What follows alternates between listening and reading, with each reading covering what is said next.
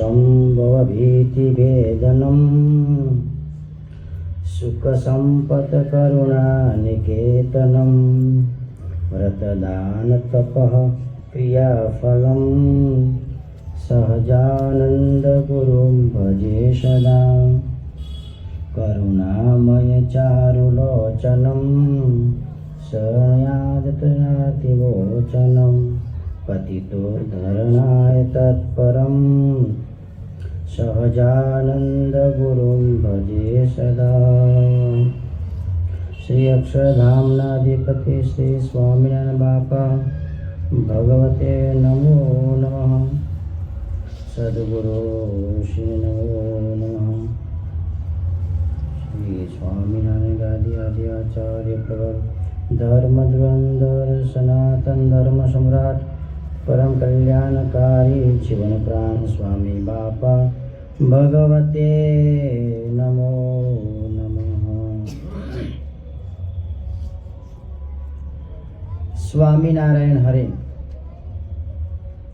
एक वखत ચોમાસામાં વરસાદ થોડો હતો તે મોલ બધા સુકાવા લાગ્યા ત્યારે ટોળલા તથા આજુબાજુના ગામના લોકો મળી ખુશાલ ભટ્ટ પાસે આવ્યા ને હાથ જોડી પ્રાર્થના કરવા લાગ્યા કે આપ કાંઈક દયા કરો, વરસાદ નહીં થાય તો અમો બધા ભૂખે મરી જઈશું।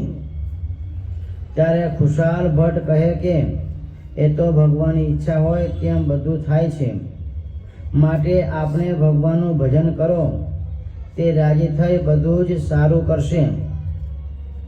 એમ કહી બધાને ધુન્ય કરવા બેસાડ્યા અને પોતે આકાશ સામું જોઈ ઇન્દ્રને વરસાદ વરસાવવા આજ્ઞા કરી।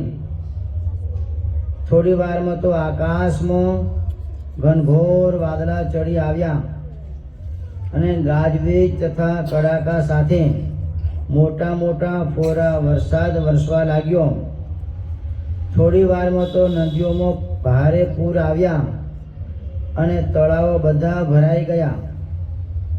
આ રીતે ખૂબ વરસાદ કરી ખુશાલ ભટ્ટે બધાને સુખ્યા કર્યા। આમ તેમણે ઘણી વખત વરસાદ કર્યો છે। અતિ સમર્થ ખુશાલ ભટ્ટ ઘણા કાળથી પૃથ્વીમાં દટાઈ ગયેલા વાવ કૂવા વગેરે બતાવતા।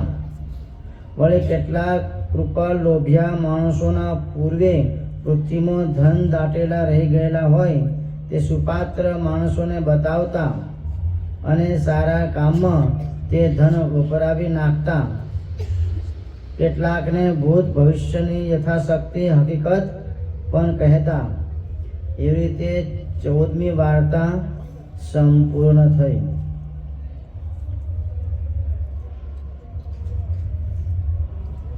નંદકોટી બ્રહ્માંડના અધિપતિ સર્વોપરી સર્વે અવતારના અવતારી સ્વામિનારાયણ ભગવાન જીવન પ્રાણ અબજી બાપા શ્રી સ્વામિનારાયણ ગાદીના આદ્ય આચાર્ય પ્રવર ધર્મ ધુરંધર સનાતન ધર્મ સમ્રાટ પરમ કલ્યાણકારી જીવન પ્રાણ સ્વામી બાપા પ્રેમમૂર્તિ આચાર્ય સ્વામીજી મહારાજ પ્રવર્તમાન આચાર્ય સ્વામીજી મહારાજ પૂજ્ય સંતો અને વહાલા સત્સંગી બંધુઓ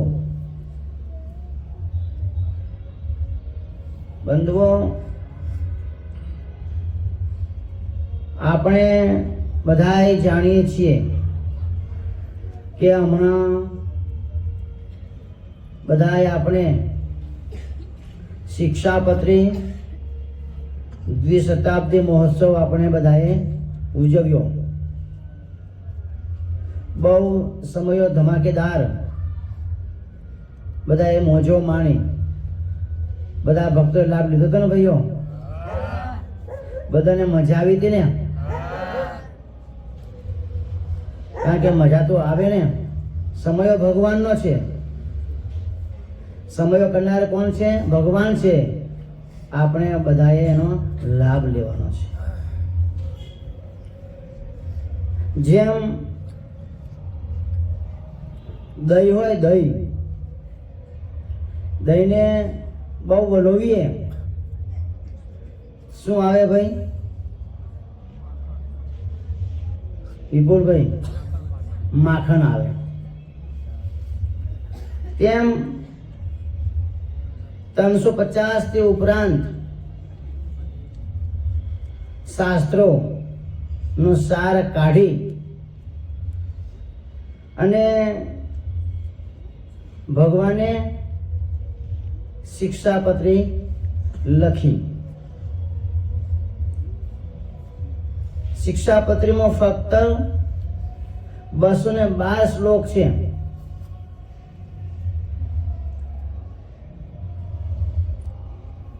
ગ્રંથ બહુ નાનો છે, પરંતુ ભગવાન સ્વામિનારાયણે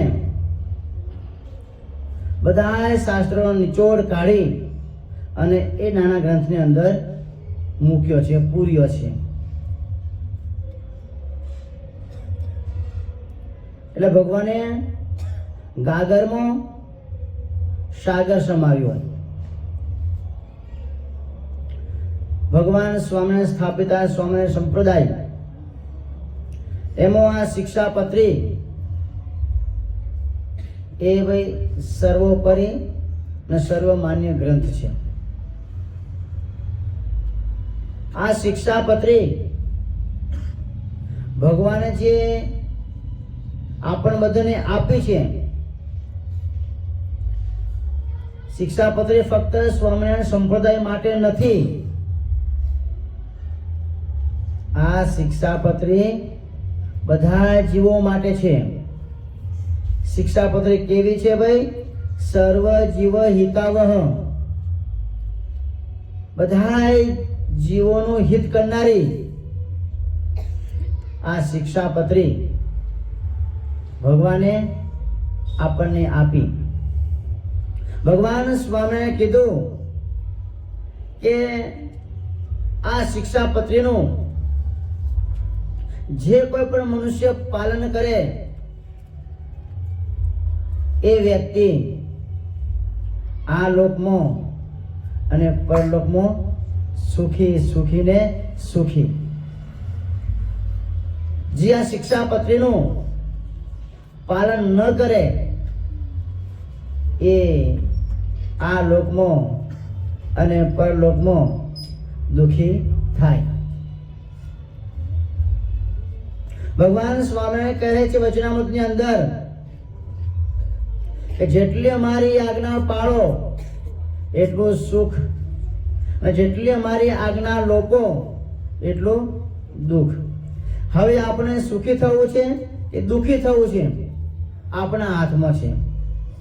જો આપણે એમ થતું હોય કે અમારે સુખી થવું છે તો ભગવાને 212 શ્લોક આપ્યા છે, એનું પાલન કરો તો આપણે સુખી થઈએ. જો આજ્ઞાનો લોપ થાય તો આપણે દુઃખી થઈએ. આપણે વાત બધા જાણીએ છીએ કે ભાઈ સીતા માતા, રામચંદ્રજી અને લક્ષ્મણજી વનવાસ ફરતા હતા અને રાવણ માયાવી શક્તિથી સોનાનો મૃગ બતાવ્યો. સીતાજીએ કીધું કે આ મૃગ મને જોઈએ છે. રામચંદ્રે ભગવાને કીધું કે આ કોઈ સાચો મૃગ નથી, આ કોઈ માયાવી છે. પરંતુ સ્ત્રી હઠ તો કે ના, મને જોઈએ જ છે, મૃગ મને જોઈએ છે. તો રામચંદ્ર ભગવાન મૃગની પાછળ દોડ્યા. આગળ મૃગ, પાછળ રામચંદ્ર ભગવાન. થોડેક દૂર ગયા અને માયાવી શક્તિથી રાવણે રામ જેવો અવાજ કાઢ્યો, બચાવો બચાવો. એ અવાજ સીતાજીએ સાંભળ્યો રામચંદ્ર ભગવાન લક્ષ્મણજીને કઈ ને કઈ ગયા હતા, હું મૃગની પાછળ જાઉં છું મૃગ લેવાને માટે, તમે ભાભીની રક્ષા તમે કરજો. એટલે લક્ષ્મણજી ત્યાં હતા. સીતાજીએ શબ્દ સાંભળ્યો કે તમારા ભાઈને તકલીફ પડે, તમે જાઓ. લક્ષ્મણજીએ શું કીધું? નહીં, મારા ભાઈ મને તમારી સેવામાં મૂકી ગયા છે, એટલે હું તમારાથી ક્ષણવાર પણ દૂર જઈશ નહીં. ત્યારે સીતાજીએ શું કીધું? તમને એમ થતું હશે કે રામ જતા રહે તો હું સીતાને વરું, પણ એમ નહીં. લક્ષ્મણજી કે ભલે ભાભી, તમે કહો છો, હું જઉં છું રામને રક્ષણને માટે. તો લક્ષ્મણજીએ રેખા દોરી. ભાભીને લક્ષ્મણજીને કીધું, ભાભી આ રેખાથી તમે બહાર પગ મૂકશો નહીં. ગમે એવું તકલીફ પડે, તકલીફ તો પડવાની છે નહીં, પરંતુ આ જે રેખા દોરેલી છે એ તમે ક્યારે પણ એનાથી દૂર જશો ને અંદર તમે રહેજો. લક્ષ્મણજી ગયા છે ને આ બાજુ રાવણ સાધુના વેશમાં આવ્યો છે. અને લક્ષ્મણજી, રાવણને ખબર છે કે આજે લક્ષ્મણજી લીટો દોરી ગયા હતા. એ લીટો હતો નહીં, પરંતુ 5000 10,000 વોટનો પાવર એની બાઉન્ડ્રી મારી અને ગયા હતા. રાવણને ખબર કે હું ટચ કરીશ તો હું બળીને ભસ્મ થઈ જઈશ. એટલે દૂર બેસી ગયા અને કહે ભિક્ષામ દેહી મૈયા. ત્યારે સીતા માતા કહે છે કે સાધુ મહારાજ અહીં આવો. ત્યારે એને શું કીધું કે નહીં, હું અહીં બેઠો છું, હું અહીંથી ક્યાંય જઈશ નહીં, ત્યાં પણ આવીશ નહીં, તમે બહાર આવી મને આપો. સીતા માતાએ કીધું કે લક્ષ્મણજીએ ના પાડી છે. ત્યારે ઓલો જે સાધુ મહાત્મા હતા, જે રાવણ હતો, સાધુના રૂપમાં આવ્યો હતો, રાવણ સાધુ મહાત્મા કહે છે જવું. સીતા માતાએ જ્યાં પાટાની બારે પગ મૂક્યો ત્યાં જ રાવણ આવી અને ઉપાડી કે બંધુ આજ્ઞા લોપી. તો બંધુઓ દુઃખ આવ્યું. ત્યાં ભગવાન સ્વામિનારાયણ આપણને શિક્ષાપત્રી રૂપી આપણને લીટો દોરીને ગયા છે ભાઈ, કે આ શિક્ષાપત્રીની આજ્ઞા પ્રમાણે જો તમે વર્તશો તમને ક્યારે પણ દુઃખ આવશે નહીં. જો શિક્ષાપત્રીની આજ્ઞા તમે ભંગ કરશો, લોપ કરશો તો તમને દુઃખ આવશે. જે ભગવાન કે જે મારી આજ્ઞા પ્રમાણે વર્તે છે એ ક્યારે પણ દુઃખી થતા નથી. ભલે ગમે તો કાળ પડે છતાં પણ ક્યારે એ ભક્ત દુઃખી થતો નથી. એટલે જ મુક્ત જીવન સ્વામી બાપાએ કીર્તનમાં કહ્યું છે, સાતદ કાળી જેવું આવશે નહીં ઉગર્યાનો કોઈ ઉપાય રે, કે જે વાલો કરી કૃપા રે, તો પણ જાળવીશ મારા જનને કોલ મારો મિથ્યા નહીં થાય રે, કે જે વાલો કરી કૃપા રે. 7 કાળ સામટા પડશે, ઉગરનો કોઈ આરો ન હોય, કોઈ રસ્તો ન હોય, પરંતુ ભગવાન કહે છે મારો જે આશ્રિત અન્ન ધન વસ્ત્ર ક્યારે પણ દુઃખી થશે નહીં. પણ ગમે એટલા કાળ પડે, પરંતુ ભગવાન કે મારી આજ્ઞા, જે મારી શિક્ષાપત્રી એ પ્રમાણે તમે વર્તશો તમને જીવનમાં ક્યારે પણ દુઃખ આવશે નહીં. જે મેં શિક્ષાપત્રી આપી છે એની અંદર તમે જીવન જીવજો. જે ભક્તો શિક્ષાપત્રીની આજ્ઞા પાળે છે એ ક્યારે પણ દુઃખી થતા નથી. અબજી બાપા એમની વાતોને રણછોડ મિસ્ત્રીની વાત કરે છે કે રણછોડ મિસ્ત્રી કેવા ભગવાનના ભક્ત હતા, ભગવાનની આજ્ઞા પ્રમાણે વર્તતા હતા. મંદિરે આવે ત્યારે ઉચ્ચ સ્વરે કીર્તનો બોલે, ભગવાનને રાજી કરે, નિર્ગુણ બાપાને પણ રાજી કરે. પરંતુ એમના જીવનમાં શિક્ષાપત્રીને બારે પગ મૂક્યો, આજ્ઞા લોપાણી. નિર્ગુણ બાપાને ખબર પડી, રણછોડ મિશ્રને ચેતાવ્યા કે ભાઈ તમે શિક્ષાપત્રીની બહાર પગ મૂક્યો છે, મારે તમે ચેતી જાઓ. પરંતુ એને કઈ ધ્યાન દીધું નહીં. આપણા પ્રેમમૂર્તિ આચાર્ય સ્વામીજી મહારાજ પણ એમના આશીર્વાદનો અવારનવાર વાત કરતા હતા. જો આપણા જીવનમાં કાંઈ પણ દુઃખ પડે, કાંઈ પણ તકલીફ પડે, તો આપની લાઈફ શિક્ષાપત્રીમાં સ્કેન કરો અને શિક્ષાપત્રી પોતે જ કહેશે કે ભાઈ તમે અહીંયા કને પંચર છો. જો આપણે પંચરને સુધારી નાખીએ તો જીવનમાં ક્યારે પણ વાંધો આવે નહીં. નિર્ગુણ બાપાએ રણછોડ મિસ્ત્રીને કીધું કે રણછોડ મિસ્ત્રી, તમારા જીવનની અંદર પંચર પડ્યું છે, જો તમે પંચર સુધારી નાખશો તો વાંધો આવશે નહીં. પરંતુ નિર્ગુણ બાપાનું વચન માન્યું નહીં. દેશ કાળે એવા આવ્યા અને રણછોડ મિસ્ત્રી એમાં લેવાઈ ગયા અને ક્યાંય માયા આવી અને ક્યાંય એને ઉપાડી ગઈ તુર્કસ્તાનમાં અને મોક્ષના માર્ગથી પણ પડી ગયા.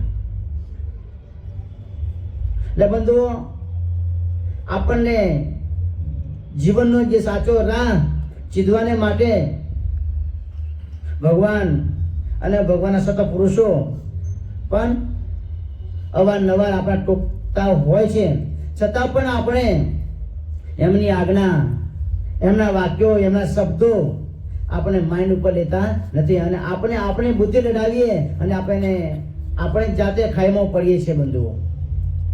છતાં પણ ભગવાનના મોટા પુરુષો કેટલા દયાળુ હોય છે, આપણે એમાંથી પણ ઉગારે છે, છતાં પણ આપણે એમાંથી આપણે ઉઘરતા નથી. જે શિક્ષાપત્રી પ્રમાણે વર્તે છે, ભગવાનના કીધેલા જે વચનો છે એનું મનોમંથન કરે છે, એમાં કેટલો પાવર હોય છે, કેટલી શક્તિ હોય છે. સૌરાષ્ટ્રની અંદર એક ગોળીડા કરીને ગામ છે ભાઈ, ત્યાં ભીમ, રાણો, રાઘવ અને વસરામ 4 ભગવાનના ભક્તો શિક્ષાપત્રીની આજ્ઞા અને શુદ્ધ પાડે. હવે એમાં કેટલો પાવર હોય ભાઈ કહો? કારણ લક્ષ્મણજી ખાલી ઈટો દોરી ગયા હતા તો રાવણ ભલે કેટલો શક્તિશાળી હતો છતાં પણ અંદર જઈ શક્યો નહીં. ભગવાન સ્વામી શિક્ષાપત્રી આપણને આપી છે, કેટલી પાવરદાર છે. પરંતુ આપણે મહિમા સમજાય તો, પરંતુ આપણે ઘર કી બાત થઈ જાય છે તો આપણે એનો જે મહિમા સમજી શકતા નથી. એટલે આ 4 ભક્તો ખેતરનું કામકાજ કરે અને ખેડૂત હોય એટલે એના હાથમાં તો લાકડી હોય. એક દિવસ આ 4 ભાઈઓ ખેતરનું બધું કામ પતાવી અને ઘરે આવતા હતા અને ગામના સીમાડામાં જ એક ગામની અંદર એક પાપી હતો. ભગવાનની આજ્ઞા પાળે નહીં, ભગવાન ધ્યાન ભજન ભક્તિ કરે નહીં, કોઈ દિવસ કશું કરે નહીં અને પાપ પાપ પાપ પાપ સિવાય કોઈ વાત નહીં. આટલો બધો પાપિષ્ટ હતો. આ યમદૂતો આ પાપી જીવને લઈને જતા હતા અને ઓલા 4 જે ખેડૂત ભાઈઓ સત્સંગી ભગવાન સ્વામિનારાયણના અને આવતા હતા અને એને આ દેખ્યું. એમને ખબર તો હતી કે આ આપણા ગામમાં આ પાપિષ્ટ જીવ છે, યમદૂતો લઈને જાય છે. 4 ભાઈઓ વિચાર કરે છે કે આપણા ભગવાન સ્વામિનારાયણના આશ્રિત છીએ અને આપણા ગામનો જીવ યમપુરીમાં કેમ જાય, જવા ના દેવાય. એટલે 4 ભાઈઓ ભેગા મને વિચાર કર્યો કે ભાઈ જમની સામે થઈએ. વિચાર કરે છે કે જમ છે, કારણ કે એને પણ ભગવાને શક્તિ આપી છે પાપી જીવને શિક્ષા દેવાને માટે. કરવું શું? પરંતુ કહે છે કે આપણે આ જમને હાથમાં જીવને સોંપવો નથી, આપણે પાછો લઈ લઈએ. એટલે બધા આગોટા મારે, હે જમ, અમારા ગામનો જીવ લઈને શા માટે જાય છે યમપુરીમાં? તો જમ પણ જાય એવા નતા, એ પણ એનામાં પણ પાવર. એટલે કે અમારે ખાતોનો જીવ છે એટલે અમારે એને લઈ જવો પડે.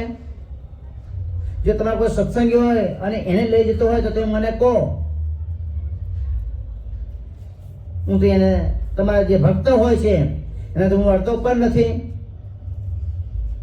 એટલે તો પણ નહીં, આ તો 4 ભાઈઓ, તમે લઈ ના શકો. તો તેમાં જે ભીમ હતો ને એ બહુ ઉતાવળ્યો હતો અને લાકડી લઈને દોડ્યો જમની સામે, અને એક લાકડી ભીમે જમના મોઢામાં મારી અને દાંત તૂટી ગયો. દાંત કે નાનો નતો ભાઈ, 1.5 થી 2 ફૂટનો દાંત હોય જમનો. અને એવો કડાકો થયો કે કેટલા કિલોમીટર સુધી એનો કડાકો સંભળાયો.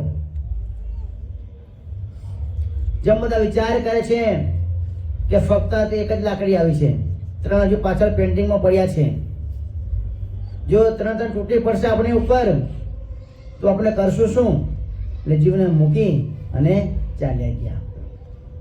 બંધુઓ, આ શિક્ષાપત્રીની આજ્ઞાનું પાલન, ભગવાનની ભક્તિની જે તાકાત, એમાં ભાઈ કહેવાનું શું હોય? એટલે આ શિક્ષાપત્રીની અંદર ભગવાને મનુષ્યને કેમ જીવન જીવવું એ વિશે ભગવાને બધી વાતો કરી છે. સવારે ઉઠવાથી કરીને શૌચ ક્રિયા કેવી રીતે કરવી, જીવ ઈશ્વર માયા એમનું જે સ્વરૂપ એ ભગવાને અંદર બધું ભગવાને સમજાવ્યું છે. આ શિક્ષાપત્રીની અંદર વ્યવહાર કેમ કરવો, સામાજિક વાતો, વ્યવહારિક વાતો, આધ્યાત્મિક વાતો, આ બધું જ ભગવાને 212 શ્લોકની અંદર, આ નાનકડા ગ્રંથની અંદર ભગવાને આખું આવરી લીધું છે. આપણને એમ થાય કે ભગવાન આનો ગ્રંથ શા માટે બનાવ્યો? જો મોટો ગ્રંથ બનાવ્યો હોય તો વાંધો શું હતો? તો બંધુ, અત્યારે કળિયુગ ચાલે છે. કળિયુગમાં માણસની આવરદા કેટલી હોય ભાઈ? બહુ ઓછી હોય છે. આપણે જોઈએ કે સતયુગની અંદર માણસ 1,00,000 વર્ષ સુધી માણસ જીવતો હતો ભાઈ. કેટલા વર્ષ? સતયુગમાં 1,00,000 વર્ષ માણસની આવરદા હતી. 1,00,000 વર્ષ સુધી માણસ જીવતો હતો.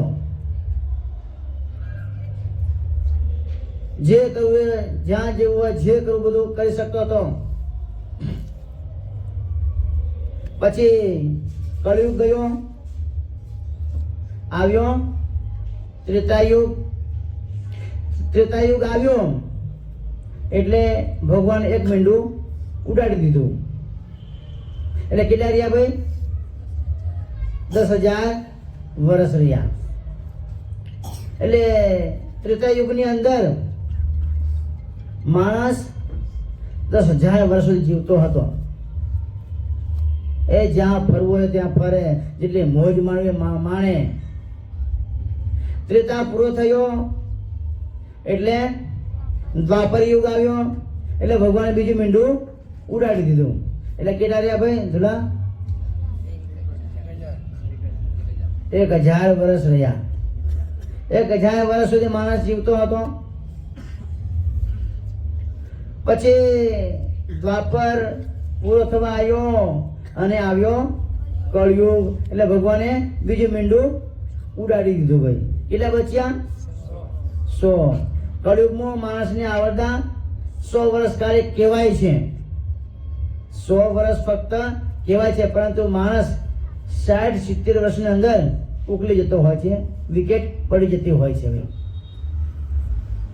હવે 100 વર્ષ 60-70 વર્ષની અંદર આટલા મોટા મોટા શાસ્ત્રો વાંચવાના ક્યારે? ભણવાના ક્યારે? સમજવાના ક્યારે? જો આટલા બધા શાસ્ત્રો સાંભળવા જઈએ, ભણવા જઈએ, સમય ઓછો પડે.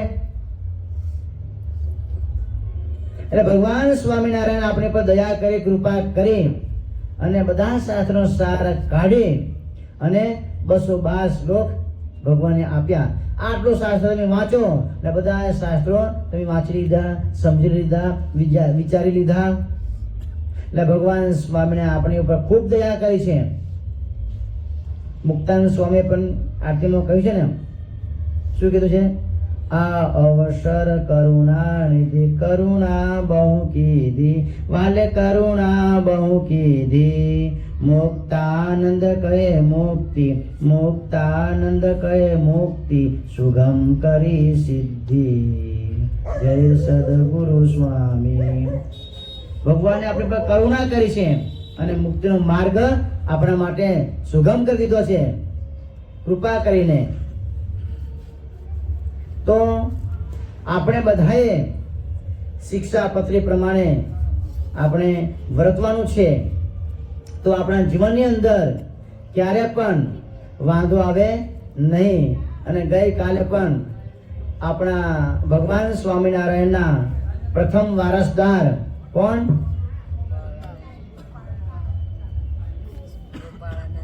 ગોપાલ સ્વામી બાપા એનું પ્રાગટ્ય ગઈકાલે હતું. ભક્તોનો બધો વિચાર થયો કે શિક્ષાપત્રી જયંતિ ગઈ પછી ગોપાલ બાપાનું પ્રાગટ્ય આવ્યું છે, બધા તહેવારો ભેગા થયા છે, તો આપણે સભા કરીએ. તો મેં કોઈ વાંધો નહીં, કારણ કે ઘણા સમયથી સભા આપણી બંધ હતી, કારણ કે સમય આવે છે, બધું કડીનો સમયો એ પછી પછી બીજા આવશે બધા. એટલે એ નિમિત્તે આપણે મંગળવારે સભા આપણે કરી. અને યજમાન ભક્તોએ પણ ક્યાંના થણગણી રહ્યા, સ્વામી મારી સભા ક્યારે કરશો, મારી સભા ક્યારે કરશો? પણ તમારો સમય અત્યારે કરીને ભાઈ, દરરોજ ક્યાં સભા થાય છે આપણી?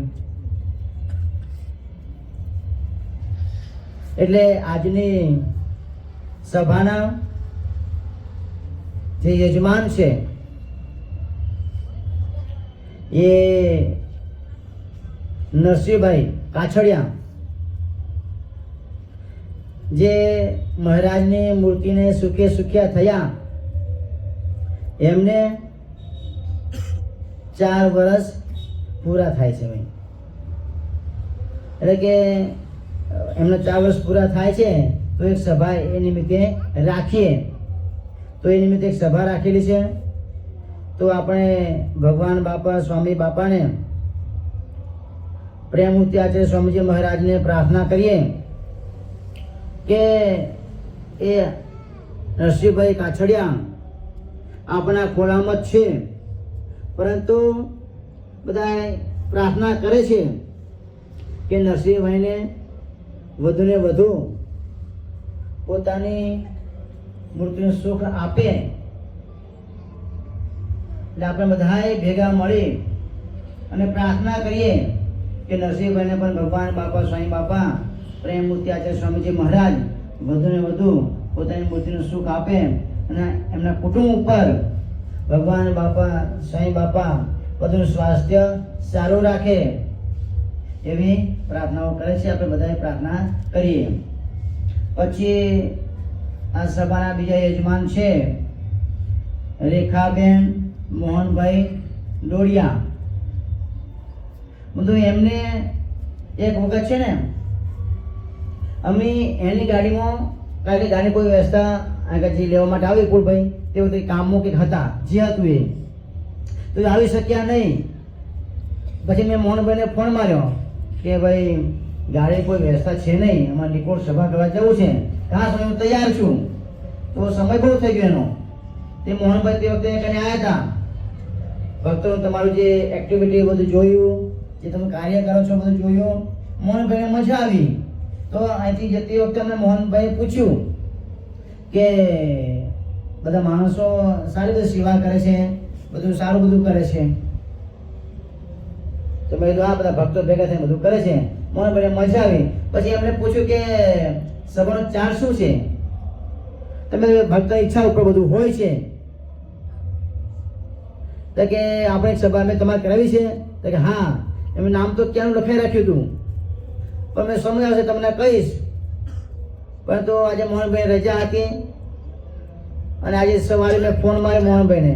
મેં કીધું તમારી સભા જે લખાવી હતી, મેં કીધું, ક્યારે કરવી છે? તો કે તમે કહો ત્યારે. મેં કીધું આપણે કાલે કરીએ. તો કે હો, કોઈ વાંધો નહીં. મેં તમે આવવાના છો? તો કે આવવાનું ટ્રાય કરીશું. મેં તમારા આખો પરિવાર આવજો. તો કે પરિવાર કોઈ આવી શકશે નહીં, પણ હું ને મારા ઘરેથી કે આવીશું. મેં કોઈ વાંધો નહીં, આવજો, કથા વાતોનો લાભ લેજો, ભક્તોને મળજો. તો એમને પણ મોહનભાઈએ આ સભા કરાવી છે. નિમિત્ત એમનું એ છે કે બધા એમના પુત્ર એ સત્સંગના રંગે રંગાય. બસ સત્સંગી તો છે, છતાં પણ વિશેષ સંસ્કાર ઉતરે. અને બધા જે મોહનભાઈ ભગવાન બાપા સ્વામી બાપાને રાજી તન મનથી ધનથી રાજી કરે છે, એમ દીકરાઓ પણ બધા રાજી કરે. અને આખા પરિવાર ઉપર ભગવાન રાજી રહે અને બધાનું સ્વાસ્થ્ય ભગવાન બાપા સ્વામી બાપા સારું રાખે એવી પ્રાર્થના કરે છે.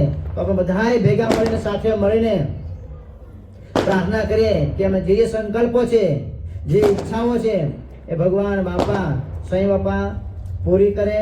અને એમની દીકરી રિદ્ધિબેન કશ્યપભાઈ એ પણ ભગવાન બાપા સ્વામી બાપાના એટલી પ્રાર્થના કરે છે કે અમારા ઘરમાં પણ સત્સંગનો રંગ વધુ ને વધુ આવે, ભગવાનની પ્રસન્નતા ઉતરે. અને એ પણ ભગવાન બાપા સ્વામી બાપાને રાજી કરે, પ્રસન્ન કરે એવો પણ પ્રાર્થના કરે છે. અને ચોથી સભા છે, યજમાન છે સંદીપ પુષ્પાબેન ઘનશ્યામભાઈ ઠક્કર બોપલ. એના પર એવી ઈચ્છા હતી, એને પણ નામ ક્યાંનું લખાઈ રાખ્યું હતું દિવાળી વખતનું. મારે પણ એક ભગવાનને રાજી કરવાને માટે સભા કરાવી છે. તો સંદીપભાઈ એમની જે માતુશ્રી પુષ્પાબેન એમને સભા કરાવી છે. અને તેઓ પ્રાર્થના કરે છે કે બસ અમારું જે ટાણું આવે ત્યાં ભગવાન બાપા સ્વામી બાપા અમને જેમ માખણમાંથી વાળો કાઢે એ તમને પોતાની મૂર્તિમાં રાખીને સમય આવે ત્યારે તો આપણે બધાએ ભગવાન બાપા સ્વામી બાપાને પ્રાર્થના કરીએ કે જે ભક્તો જે સંકલ્પથી પ્રાર્થનાઓ કરી છે બધા સંકલ્પો ભગવાન બાપા સ્વામી બાપા પૂરો કરે. બોલો અક્ષરધામના અધિપતિ સ્વામિનારાયણ બાપાની જય, ઘનશ્યામ મહારાજની જય, હરે કૃષ્ણ મહારાજની જય, સહજાનંદ સ્વામી મહારાજની જય, હરે શ્રી સદગુરુ શ્રીની જય, સ્વામિનારાયણ ગાદીના આદ્યાચાર્ય પ્રવર ધર્મ ધુરંધર સનાતન ધર્મ સમ્રાટ પરમ કલ્યાણકારી જીવન સ્વામી બાપા